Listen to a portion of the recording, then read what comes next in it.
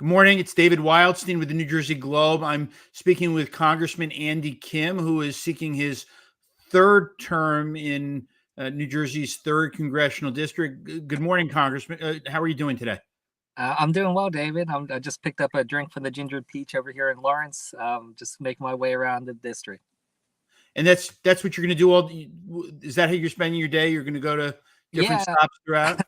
So I voted and then dropped the kids off at school, and then my wife and I, we have a little tradition where we just spend the day together and we just drive around, just the two of us, no staff, and we just go around. We'll make some stops at different canvas kickoffs, but also just get to see and enjoy the district and stop into places and just have some fun. So that's kind of been our tradition for the last 2 elections before, and we're continuing today. It means you've read Kevin O'Toole's column on candidates should stay out of their staff's way on election day. So yeah. No, look, they have the more important jobs right now in terms of actually getting things done. I'm so proud of my team for everything that they put together, building one of the strongest campaigns in the country. It's been amazing to see.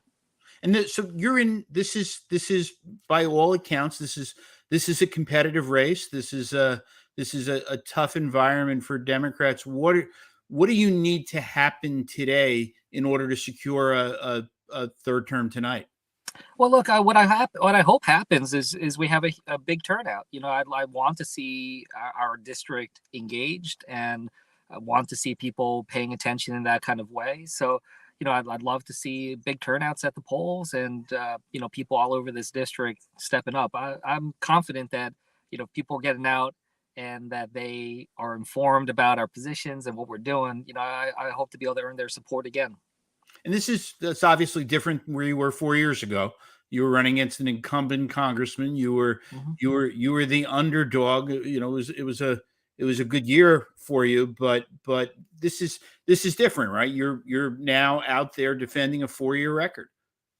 Yeah, absolutely. And it's one that I hope people take a look at in terms of what I've done to lower prescription drug costs, the work that I've done to be one of the most bipartisan members in Congress, to keep our community safe. The only member of Congress from New Jersey on the Small Business Committee. Those are the types of things that I hope people see.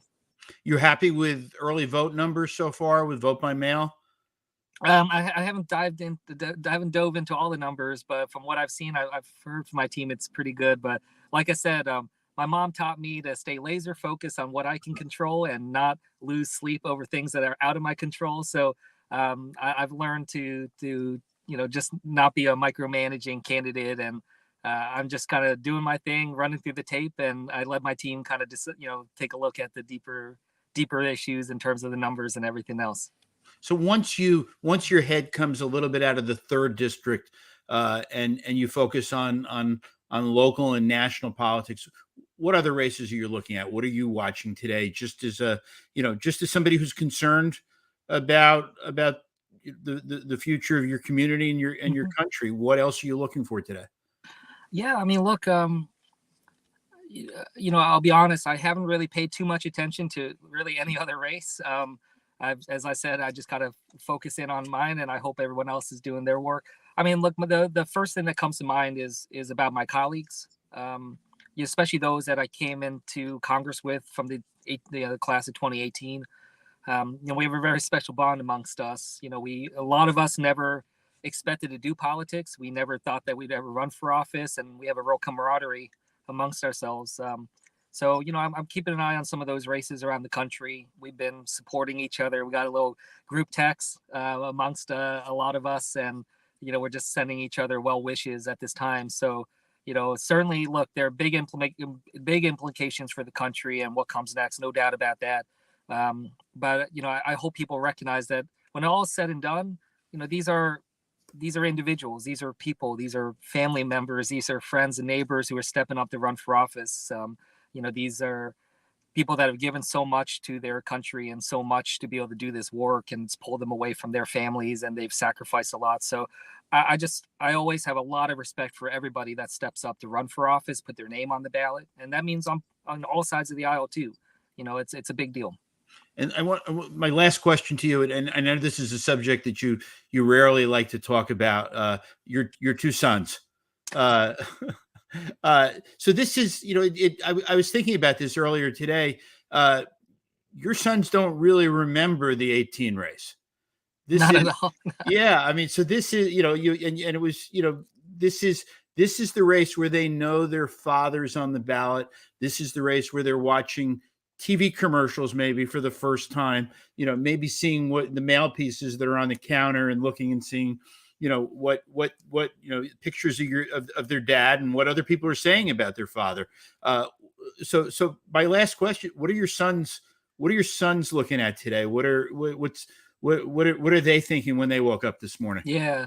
And I know you hate this question, right?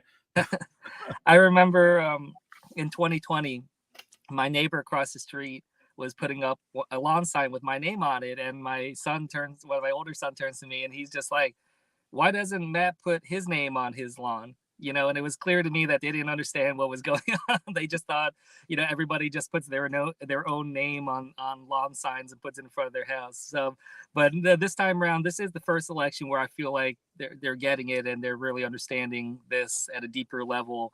I was proud that my kid came home from school once and told me that his classmates thought I was doing a good job. So I'm glad hopefully I'm doing pretty well with the second grader, kind of contingent. But I just tell them, I took them to the polls this morning and teaching them, just the importance of voting. I hope that they retain that. I hope they are proud of me. I hope that they understand that each and every one of us has an equal say in this country, and that's something that we should feel blessed by and treasure. So I hope they take away that kind of stuff. But the main thing I tell them, every time I ask them, what's my job? What do I do? I tell them, you never talk about my title. What I have them always say is that my job is trying to help people. And I hope that they always take that away. Well, Congressman, good luck today. And the one thing, I don't take sides, but what I'm hoping for tonight is that all of us can go to sleep at the end of the day, knowing who won the election. This will that didn't happen for you the first time, and one way or the other, which is just hope everybody counts the votes. But good luck and have a good day. Thank you. Thanks, David. Thank you.